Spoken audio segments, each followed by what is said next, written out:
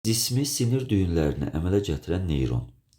Yəni cism hissəsi sinir düyünü yaradan neyronu soruşur bizdən. Bu neyron nədir? Bilirik ki, hissi neyron. Mərkəzi sinir sisteminin kənarda yerləşir, sinir düyünləri yaradır. Və refleks qövsünün birinci hissəsini əmələ gətirir. Düzgün cavab ola bilər. Nə üçün? Çünki refleks qövsünün birinci hissəsi reseptordur. Və reseptor həmin o hissi neyronun dendritlərin uc hissəsinə deyilir.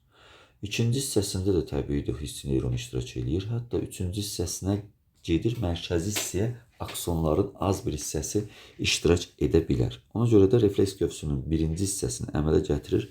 Cavabımız uyğun gəlir. Mərkəzi sinir sisteminin boz maddəsinin əmələ gəlməsində iştirak edir.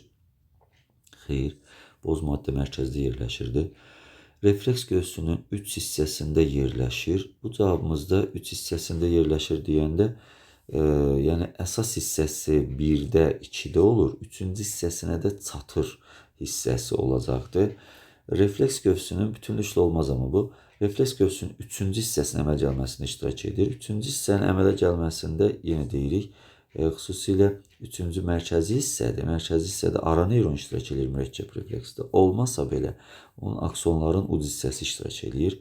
Refleks qövsünün 4-cü hissəsinin əmələ gəlməsində iştirak edir. Burada olmaz, refleks qövsünün 3-cü hissəsi mərkəzi idi. 4-cü hissəsində hələki neyron iştirak edirdi. Bizdən sinir düyünləri deyirsə əgər, daha dolğun cavabımız bizim A variantı olacaqdır.